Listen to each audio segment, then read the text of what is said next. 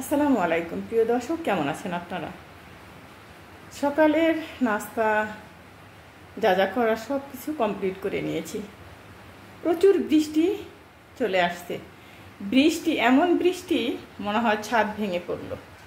সব কিছু গুছিয়ে নিলাম, কিচেনে মোছা জারা করে এগুলো সব কিছু গুছিয়ে নিলাম। শুধু দুপুরবেলায় আমি একটু মাংস রান্না করব, সেটা হলে আমার হয়ে যাবে। আর সব কিছু ওকে হয়েছে। দেখুন কীরকম বৃষ্টি। চলুন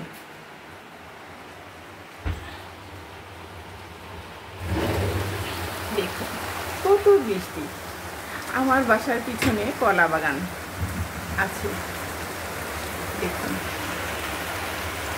কি যে বৃষ্টি, একদম কোনো লোকজন কেউ নেই, খালি একদম।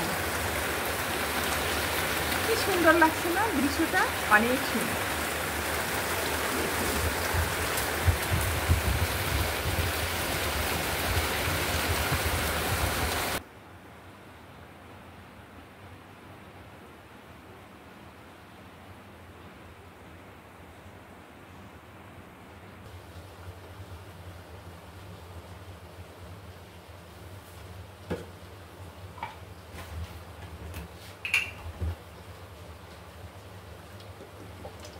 সংসারের কাজ সারাদিন করলেও শেষ হবে না। অনেক কিছু করলেও অনেক কিছু রয়ে যায়। বৃষ্টির মধ্যে কাপড় চোপড় ধোয়া একদমই সমস্যা, কিন্তু যাদের ওয়াশিং মেশিন আছে তাদের কোনো সমস্যা নেই। এটাই, যেটাই আপনি লবণ রাখেন না কেন, কাচের জার, প্লাস্টিকের জার, যেটাই রাখুন না কেন, সেটা আপনি লবণ যখন শেষ হয়ে যাবে সাথে সাথে আপনি সেটা ধুয়ে নেবেন। ধুয়ে তারপরে ক্লিন করে একটু শুকিয়ে তারপরে আপনি ভরবেন। একদম চকচক ঝকঝক করবে। এত সুন্দর লাগছে, বোঝাই যাবে না যে এটা আপনি লবণ ভরেছেন। আসলে যারা বেশি পরিষ্কার, যারা যত পরিষ্কার তাদের মধ্যে তত সমস্যা। এটাই সমস্যা যে পরিষ্কার জিনিসও তারা ধুয়ে নেয়। আসলে ধোয়া জিনিস ধুলে কিন্তু আরও চকচক করে, একদম পরিষ্কার। বেডশিট যেরকম আপনি একদিন অথবা 2 দিন বিছানোর পর যখন আপনি উঠিয়ে ফেলবেন, তখন দেখবেন ওটা কিন্তু ধুইতে কিন্তু সময় লাগে না। আর ক্লিনের মধ্যে ক্লিন হয়। যদি একটু আলগা কোনো কিছু ময়লা থেকে থাকে না, একদিন ইউজ করলে কিন্তু সেটা থাকে না, কিন্তু তবু উঠিয়ে ফেললে ভালো হয়।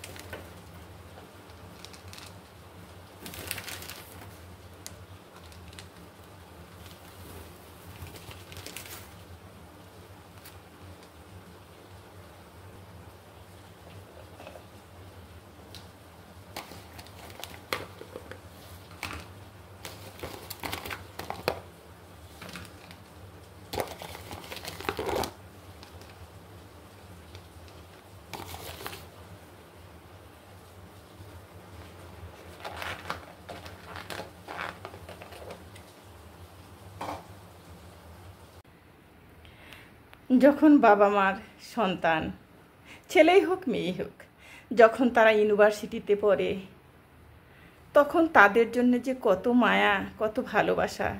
খাবারটা পর্যন্ত কি খাবে আমার সন্তান, কি খেতে পছন্দ করে, যত কিছুই থাক না কেন, যত সমস্যাই থাক না কেন, তাদের জন্য রান্না বান্না করে গুছিয়ে রাখতে হয়। যার ছেলে মেয়েরা ইউনিভার্সিটিতে পড়ে বা বাইরে থাকে, সেটাই বলছি আমি। কিন্তু সন্তানরা কি সেটা ভাবে? সন্তানরা সেটা ভাবে না।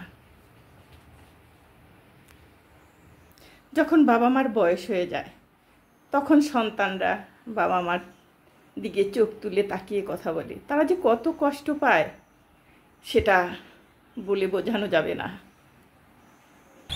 60 বা 70 যখন আপনার বয়স হয়ে যাবে, তখন আপনি ভাববেন যে না, আমি হয়তো এখন শেষ হয়ে গেছি, আমার হয়তো আর ঘুরে তাকানোর সময় নেই। না, ওটা কখনোই ভাববেন না।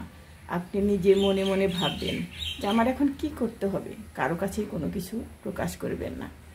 সব কিছু নীরবে সহ্য করেই আপনি আপনার মতো করে যাবেন। বই পড়বেন, মোবাইলে দেখবেন অনেক কিছু, তারপর বিলাসিতা আপনি করতে পারবেন, কোনো বাধা নেই।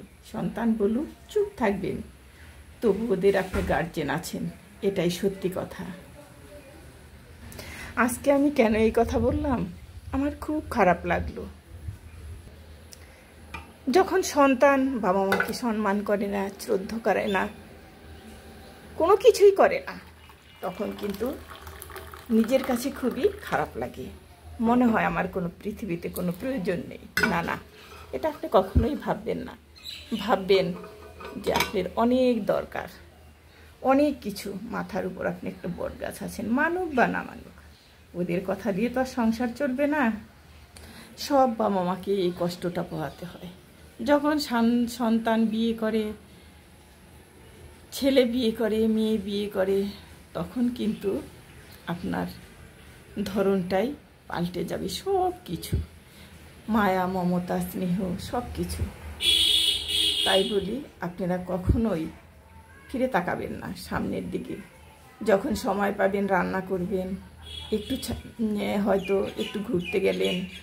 অনেকেই কিন্তু একাকিত্ব এখন, অনেকের হয়তো কেউ আছে কেউ নেই।